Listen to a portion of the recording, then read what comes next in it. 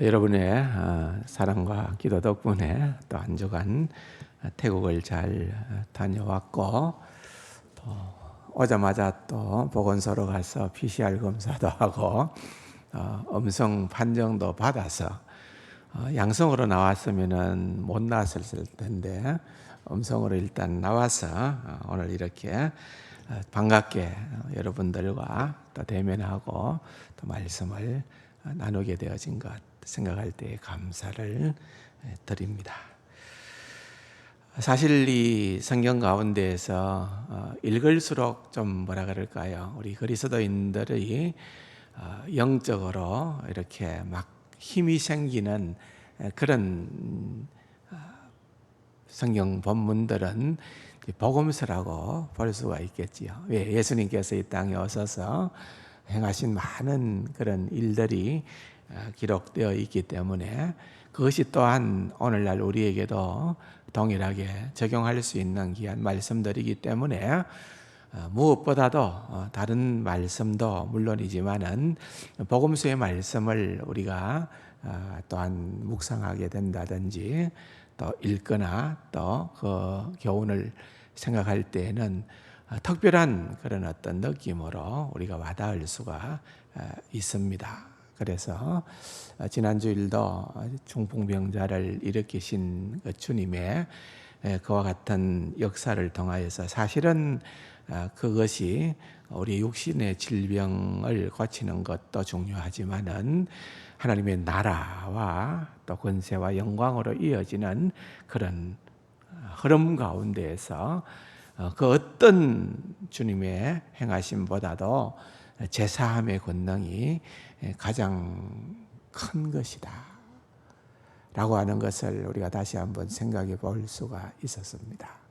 그래서 오늘도 사실은 읽기는 한 사건을 읽었습니다만은 다룰 내용은 두 사건을 연결해서 다루려고 생각을 합니다. 21절에서부터 벌어지고 있는 그러한 어떤 이 사건의 흐름 속에 마치 샌드위치처럼 그 안에 딱 들어있는 것이 오늘 읽어보았던 25절에서부터 나타나는 12해를 혈루증으로 앓았던 여인을 주님께서 고쳐주시는 이 놀라운 사건이 들어있어요. 그런데 그 앞뒤로 보면은 21절에서부터 마지막 43절에 보면은 요 내용의 전체적인 흐름은 야이로의 어린 딸을 고치시는 사건이에요. 그 사건을 저자가 기록을 하면서 마태복음에도 그렇고 마가복음에도 그렇고 그 중간에다가 이것이 딱 들어 있어요. 이제 그 야이로의 딸을 고치러 가는 도중에 일어났던 이 사건을 같이 삽입을 시킴으로 말미암아서 어떤 상황관계를 우리에게 문맥적으로 보여주는 것입니다. 두 가지 다 어떤 질병으로부터 또는 위급한 상황으로부터 구원함을 받았다는 그런 측면에서는 동일할 수 있으나 그러나 그것보다 더 깊은 의미가 그런 어떤 메시지가 그 안에 담겨 있다라고 하는 것을 우리가 한번 믿음의 눈으로 바라보면서 함께 은혜를 나누었으면 생각을 합니다. 먼저 21절에 보니까 예수께서 배를 타시고 다시 맞은편으로 건너가사 큰 무리가 그에게로 모이거늘 쭉 이렇게 하면서 22절에 회당장 중에 하나인, 다시 말하면은 회당장이라는 거죠. 회당은 어떤 곳입니까? 예루살렘에는 성전이 있었지만은 유대인들에게 있어서 그 모든 삶의 중심은 회당 중심입니다. 그래서 회당장이라고 할 때는 그런 어떤 그 유대 식구들, 그런 어떤 공동체의 구심점이라고 볼 수 있는, 존경을 받아야 하고 또 선한 영향력을 끼쳐야 되고 가르쳐야 되고 또 실제적으로 공동체에 어려움과 문제가 있으면은 그것을 해결해 주어야 하고 그런 어떤 역할을 감당을 했던 인물이 바로 회당장이었습니다. 그런데 특별히 그 이름이 성경에 등장을 하죠. 많은 해당장들이 있었겠지만은 그 중에 오늘 본문에 등장을 하는 해당장의 이름은 야이로라는 해당장입니다. 그 야이로라는 그 이름은 참 재미있게도 내가 살리리라라는 그런 의미를 가진 말입니다. 뭐라고요?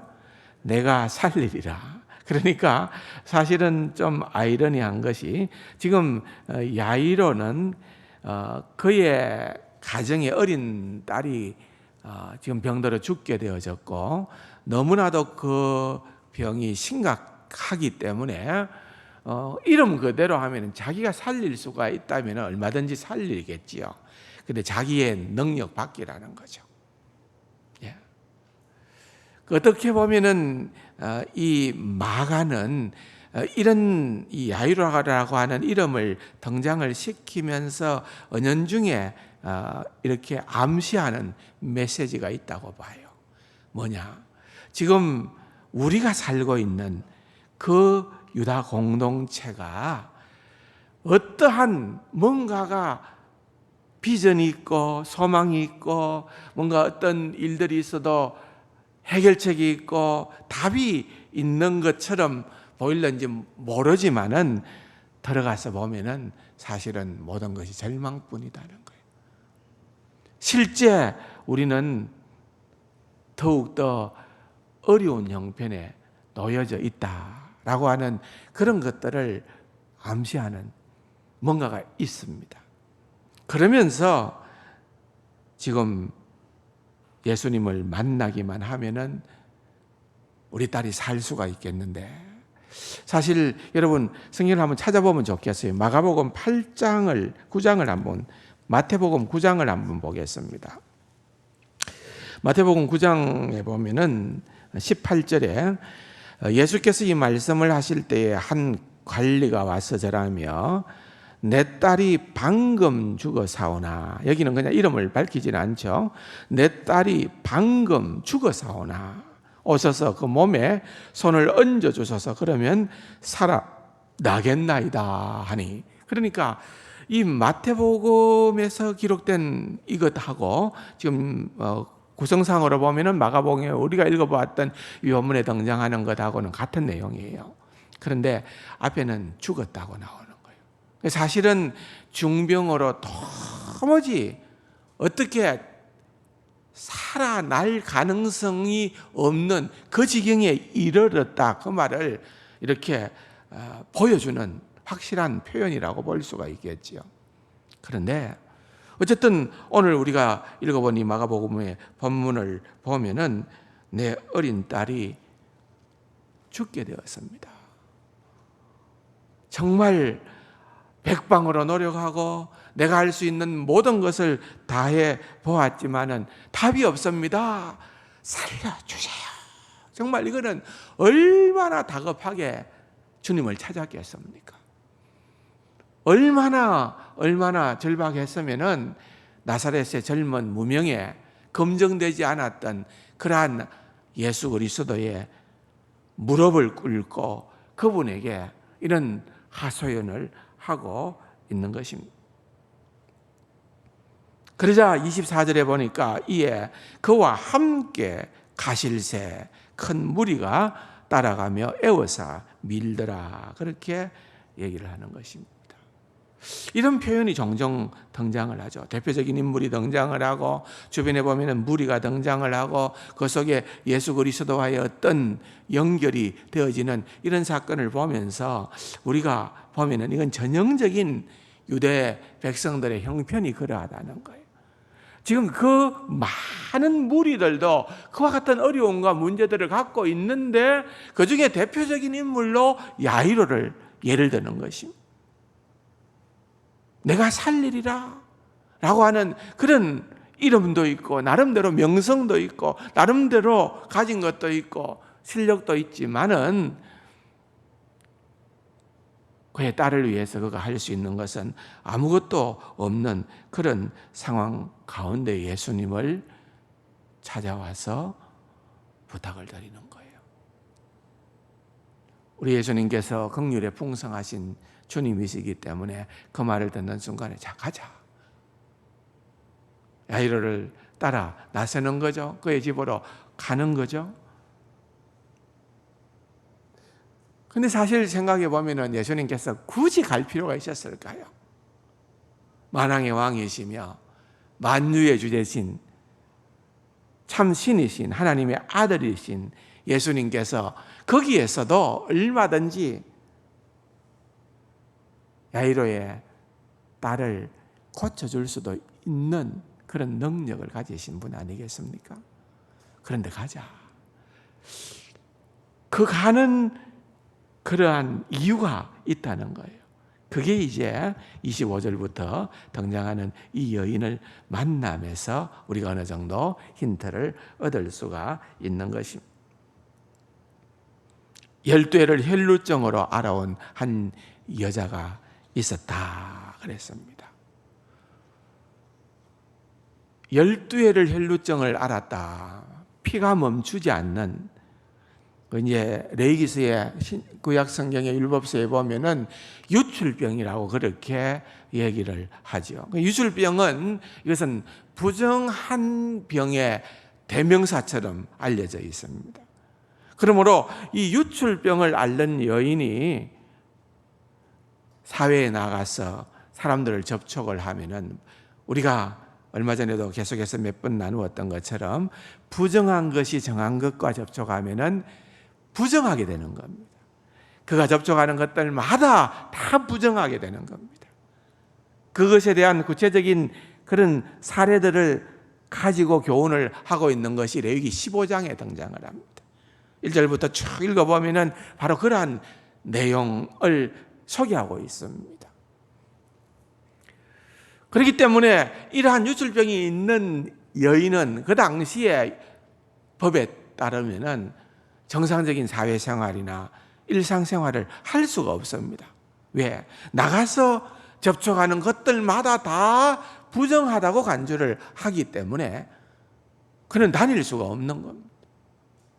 어떻게 해서든 이 병을 낫게 해야 되겠다는 일념 가지고 얼마나 많은 용하다는 의사들은 다 찾아갔겠습니까?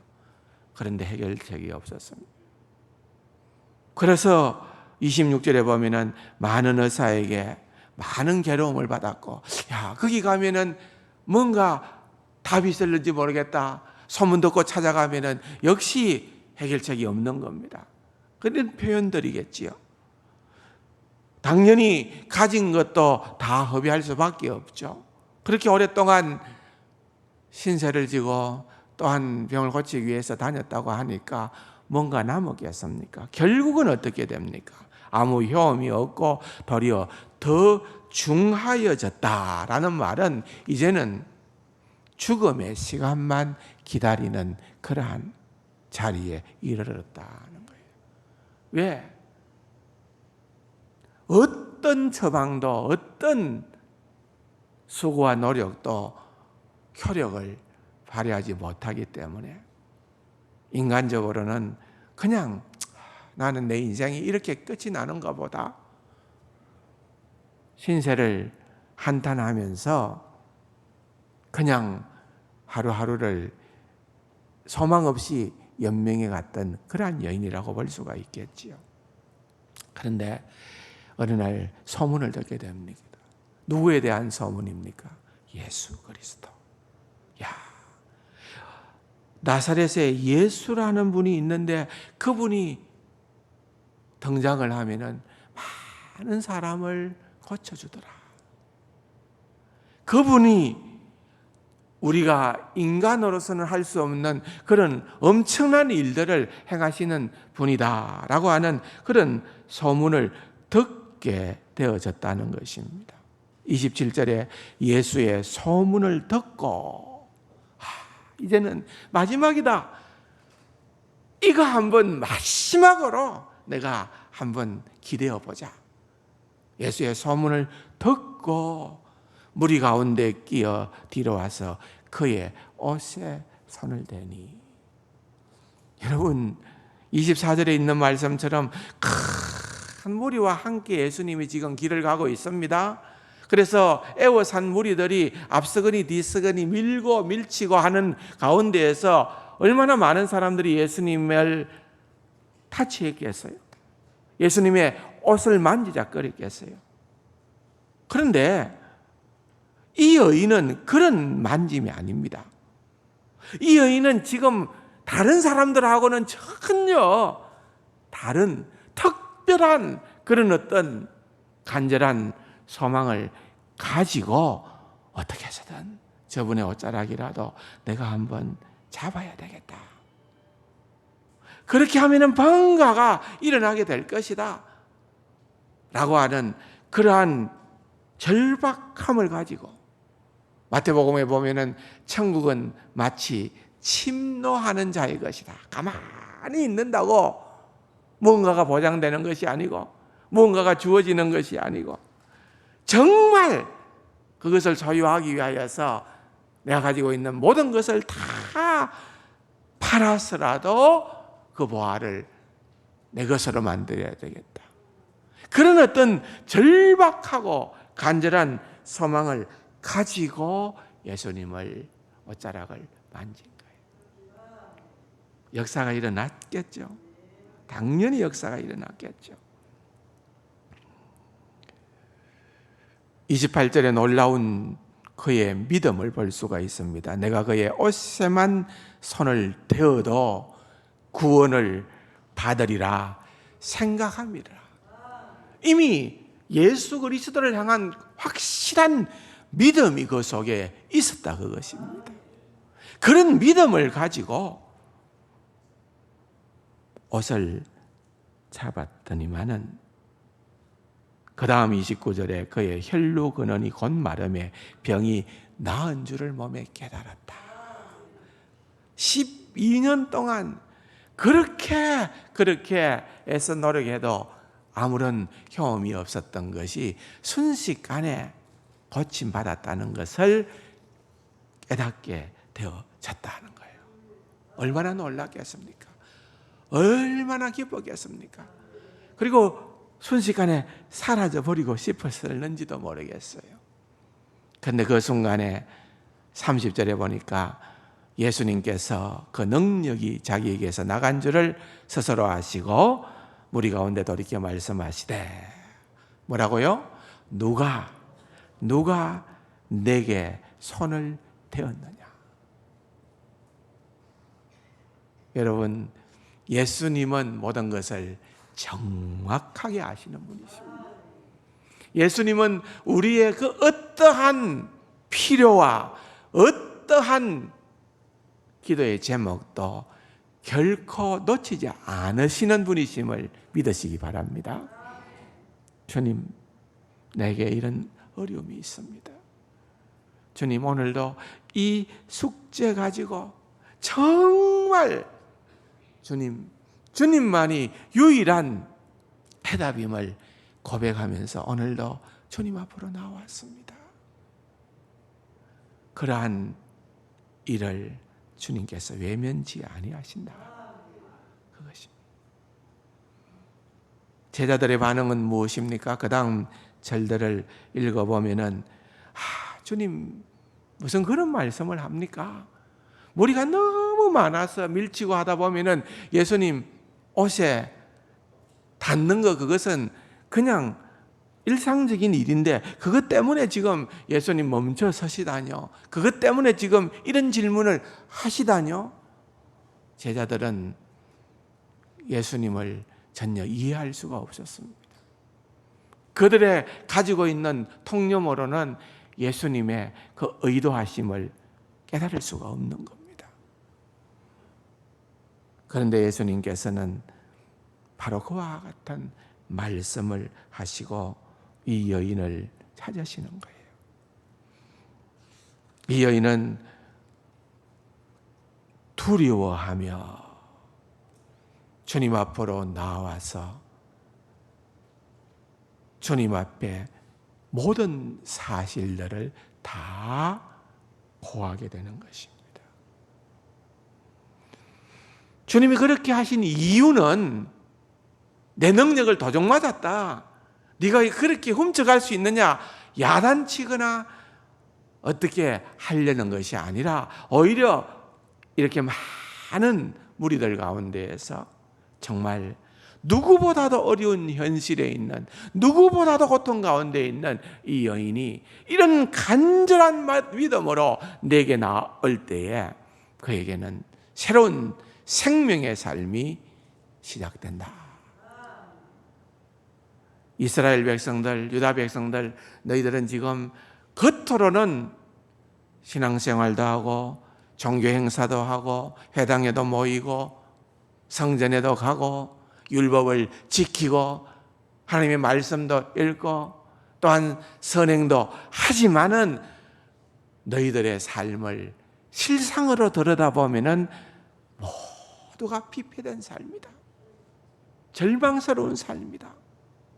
그냥 묶여 지내는, 어떻게 보면은 종교 지도자들은 너희들에게 더욱더 짐을 가중하여서 삶의 무게를 더 입혀주는 그러한 삶을 살고 있다.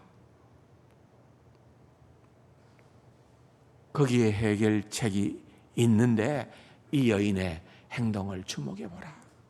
이 여인은 내 옷을 만짐으로 말미암아 그녀가 가지고 있었던 부정함을 예수님에게로 옮겨버린 거예요.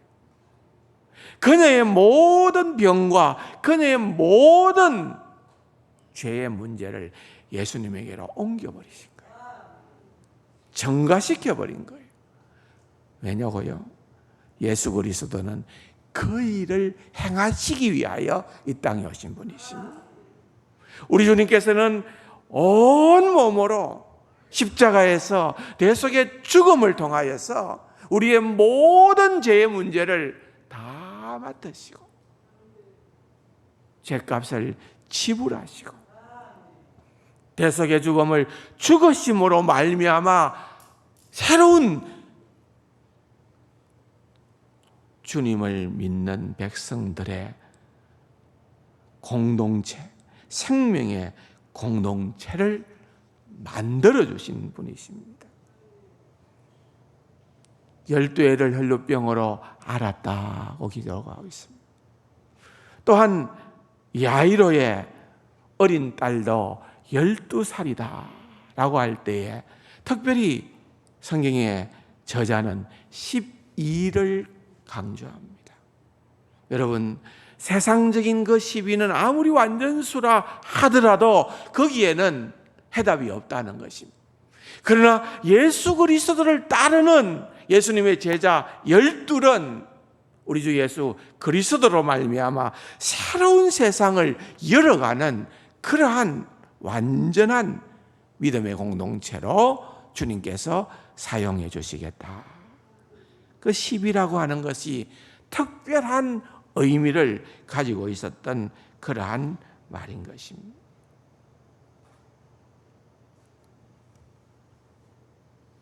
그러면서 우리는 이 사건을 다시 한번 21절에서부터 회당장 야이로의 딸을 고치시는 이 사건과 함께 연관해서 살펴볼 필요가 있습니다. 먼저 이 여인을 향하여서 주님은 34절에 딸아 하면 따라할까요? 딸아, 내 믿음이 너를 구원하였으니 평안히 가라. 내 병에서 놓여 뭐 할지어다? 강건할지어다. 건강할지어다. 사랑하는 성도 여러분, 아마도 평생에 이 여인이 들었던 얘기 가운데 최고의 복음, 기쁜 소식을 예수 그리스도를 통하여서 이 여인은 듣게 되었을 것입니다. 구원의 은총을 받게 되어졌고 우리 주 예수 그리스도로 말미암아 새로운 희망의 길이 열리게 되어졌던 것을 경험하게 되어졌을 것입니다. 그러면서 강건하여질지어다. 하나님께서 회복의 소망을 열어주신 것입니다. 35절에 아직 예수께서 말씀하실 때에 이 대화가 진행되고 있는데 회당장의 집에서 사람들이 와서 회당장에게 이르되 당신의 딸이 어떻게 해요? 죽었나이다. 어린 딸이 죽었다는 것입니다. 여러분, 이것은 바로 그 당시의 종교와 사회와 그 모든 그들이 처해 있는 삶의 형편을 상징적으로 대변하는 말입니다. 겉으로는 형식도 있고 겉으로는 모든 것이 다 있었지만은 실상에 있어서는 죽은 상태에 놓여 있는 그들의 실상이었다는 것입니다. 얼마나 힘들었겠습니까? 얼마나 황당했겠습니까? 예수님이 따라가신다 하니까 이제는 됐다 생각을 하는데 느닷없이 중간에 이렇게 끼어드는 사람이 있습니다. 지금 야이로의 입장에서는 속으로 다급해서 정말 천불이 날 거예요. 나 지금 빨리 가야 되는데, 모시고 가야 되는데, 빨리 가야만 우리 딸이 살 수가 있는데 하는데, 이 여인하고 시간을 보내는 바람에 들려지는 소문은 딸이 죽었다. 얼마나 낙심이 되겠습니까? 얼마나 화가 나겠습니까? 그런데 주님이 그것을 몰랐을까요? 주님의 의도하심이 거기에는 있는 거예요. 인간이 절망하고 아무것도 할 수 없는 그러한 상황에 우리 인간에게는 유일한 희망이 있다. 우리에게는 오직 유일한 해결책이 있다. 그분이 예수 그리스도다. 자신을 드러내기 위해서입니다. 그래서 오늘 본문에 보면은 36절에 예수께서 그 하는 말을 곁에서 들으시고 죽었으니까 가지 말자. 할 수 없다. 미안하다. 이제는 끝이다. 이렇게 하신 것이 아니라 회당장에게 이르시되 두려워하지 말고 뭐해라? 믿기만 해라. 네가 믿음 가지고 나한테 나왔지 않냐? 그러니까 그 말에 연연하지 말고 두려워하지 말고 포기하지 말고 좌절하지 말고 믿기만 하라. 그렇게 말씀하고 가는 겁니다. 38절에 회당장의 집에 함께 가사 떠드는 것과 사람들이 울며 심히 통곡함을 보시고, 여러분, 세상은 그럴 수밖에 없습니다. 어렵고 힘든 일에 막바지에 도달하게 되어지면은 소동을 부립니다. 난리를 칩니다. 차라리 그 시간에 예수 찾아갈 게 아니라 용한 의사 찾아가서 모시고 왔었으면 다시 살릴 수 있었을 걸. 사람들은 비방하기를 좋아합니다. 사람들은 수근거립니다. 울며 심히 통곡하는 것 밖에는 없습니다. 그럴 때에 주님께서 뭐라고 얘기하는 거예요? 39절에 들어가서 그들에게 이르시되 너희가 어찌하여 떠들며 우느냐? 이 아이가 죽은 것이 아니라 뭐다? 잔다. 참 여러분 놀라운 말씀 아닙니까? 뭐라고요? 잔다. 한번 따라합시다. 잔다. 잔다. 잔다라는 이 표현 자체가요 부활 용어입니다. 아시겠어요? 부활 용어예요. 왜냐하면 잔다는 것은 반드시 뭐한다? 깨어난다 말이에요. 죽음은 그게 아니지만 잔 자는 깨어나는 거예요. 그래서 주님께서 지금 그 소동치는 그곳에서 온갖 슬픔이 그야말로 모든 것을 압도하고 뒤덮어 놓은 그러한 상황 가운데에서 그것이 인간의 실상임을 보여주는 그러한 먹구름의 그림 가운데에서 주님이 오셔서 손을 대실 때에, 주님이 오셔서 만져주시면 구원의 역사, 생명의 역사가 일어난다는 것입니다.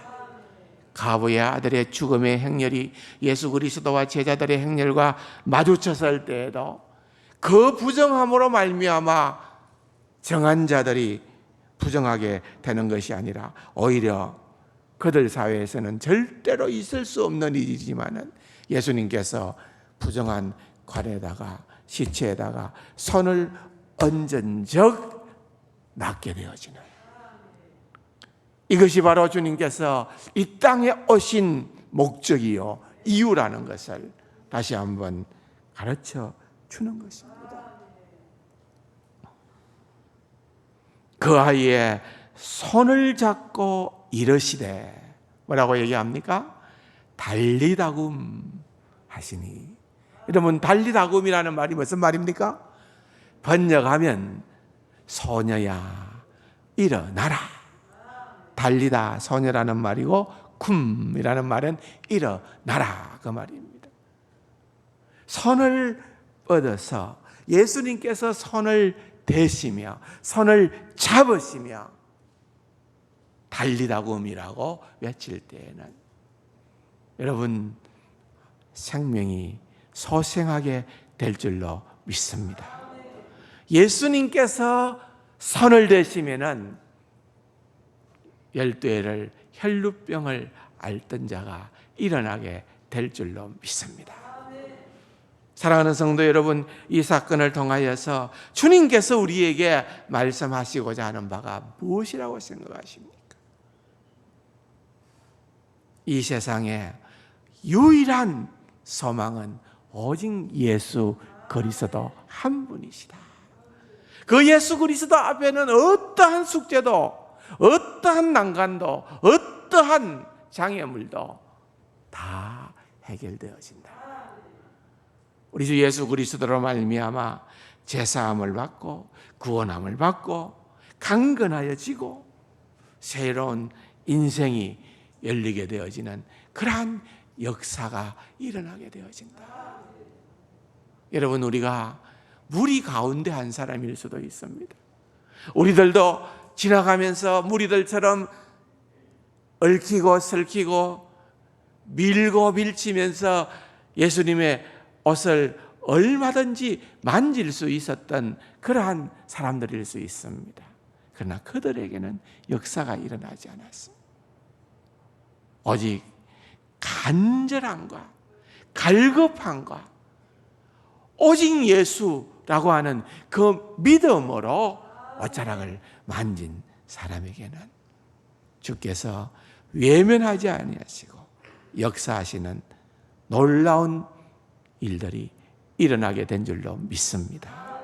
오늘도 주님 앞에 나와서 예배 드리는 우리 모두에게 이런 간절함이, 이런 믿음이 늘 주어지기를 주님의 이름으로 축원합니다.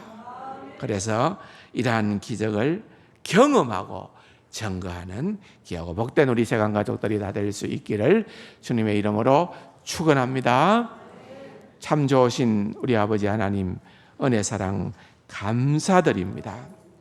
오늘도 우리의 삶의 현실에서 우리 주 예수 그리스도를 간절히 찾음으로 주께서 우리의 삶을 회복시켜 주시고 생명을 주시고 달리다굼의 역사를 일으켜 주시는 그 기쁨을 누리고 증거하는 귀하고 복된 우리 세간 가족들 다 되게 하여 주옵소서.